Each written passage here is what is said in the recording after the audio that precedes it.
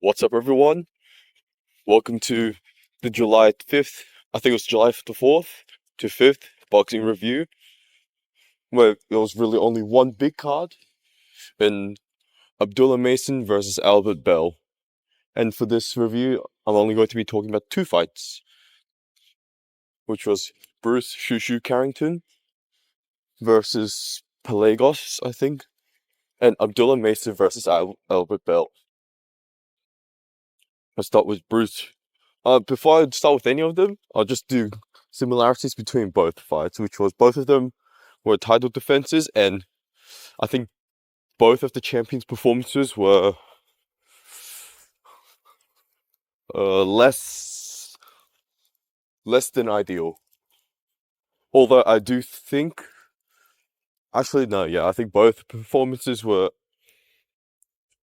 not better than they should have been. I'll start with Bruce Carrington, also known as Shu Shu, against Palacios. First thing I've got to say is about Palacios, and I don't think he came to fight, because I think him and his team knew they weren't winning, so they were just in the rounds, throwing when they could, but ultimately not win the rounds. Whereas for Bruce Carrington, the first 6 rounds, his defense was incredible. The way he just blocked shots, parried them, the way he just level changed and used his feints to set up attacks to the body. Wow, world class, world champion level.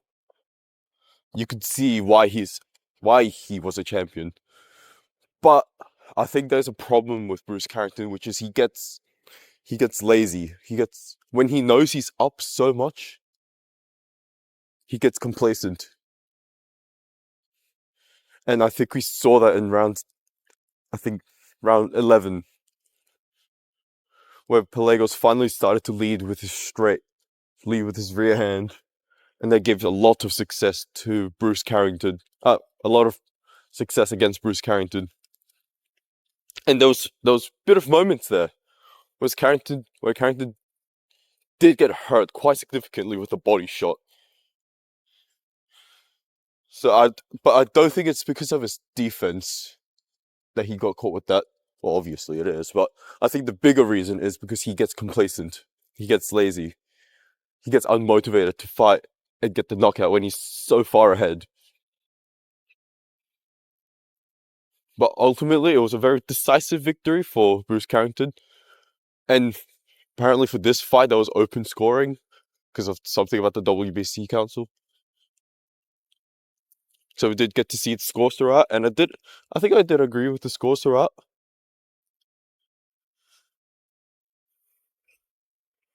But I think to get the best out of Bruce Carrington, you have to give him much better opponents than that as for a defense. And what was it? And was there talks about him versus Espinoza?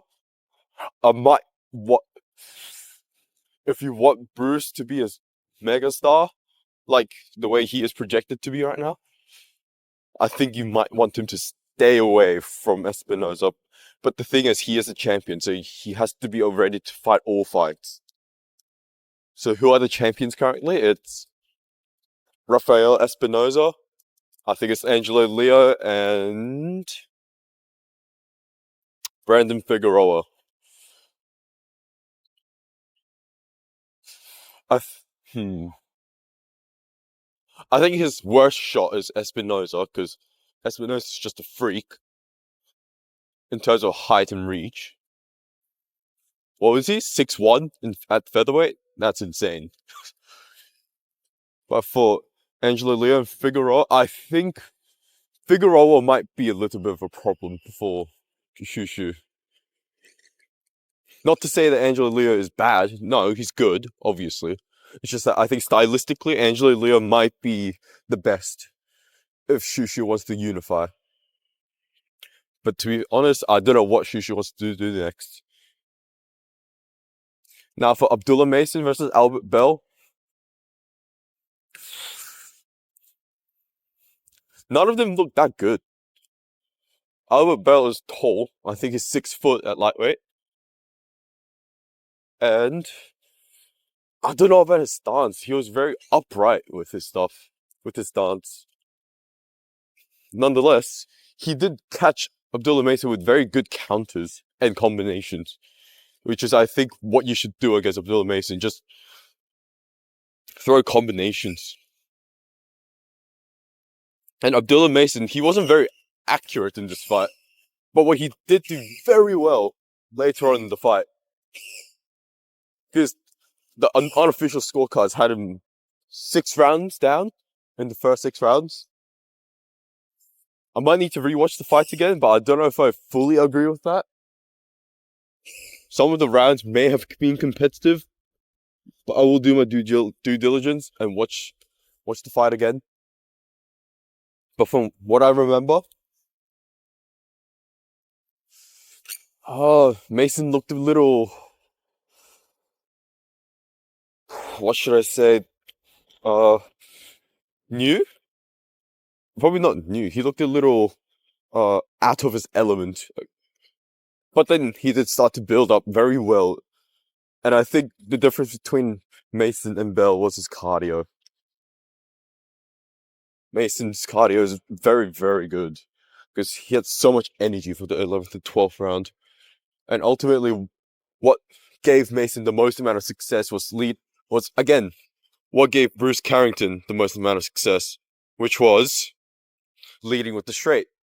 Not Carrington, Palacios, the most amount of success he had in the fight, which was leading with the straight. Which is, I think, that's just on a little bit of a tangent here. I think one of the most beautiful shots you can ever land and have success with is leading off with the straight. Because if you do, and then you throw a combination behind that, oh my god, it's such a beautiful, nice shot to throw. And I think it's one of the best shots to throw against someone who has a Philly shell style. This worked for Williams and Pereira against Shakur in round 3. It worked against Bruce Carrington for Palacios in round 11. There's probably a lot more examples of that. I think my 2 favorite shots in boxing is leading with the straight and the beautiful uppercut. Nonetheless, Abdullah Mason knocked down Albert Bell once very, very early in the 12th round, and then knocked him down again.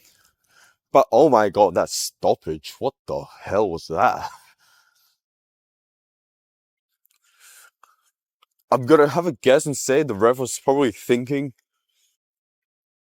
let's get him out before he takes any more damage. But come on, man. Albert Bell was in the fight. You could have let him at least go out on his shield, take another knockdown. I can get that it was looking like Abdullah Mason was on his way to stopping him brutally. But it's like the Alexander Usyk versus Rico Verhoeven thing. You've got to let it go so we can get a definitive result. And this is what makes boxing sometimes so shit. We sometimes don't get the definitive result that we deserve.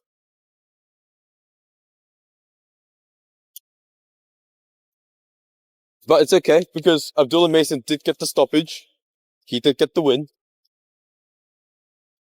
And now, I think lightweight right now, there is a lot of good talent. But champions-wise, there's a lot of vacant belts. So I think the belts need to be getting occupied. Because right now, the only champion I can think of is Raymond Murataya as the IBF champion, I think.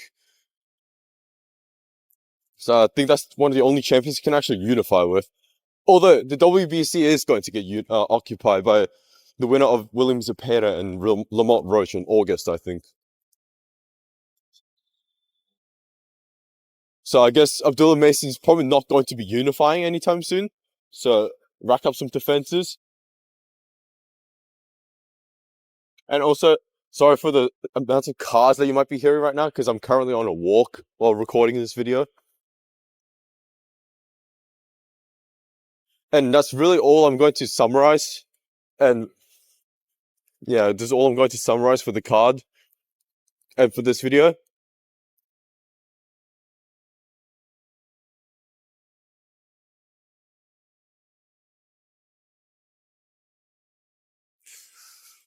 For next week,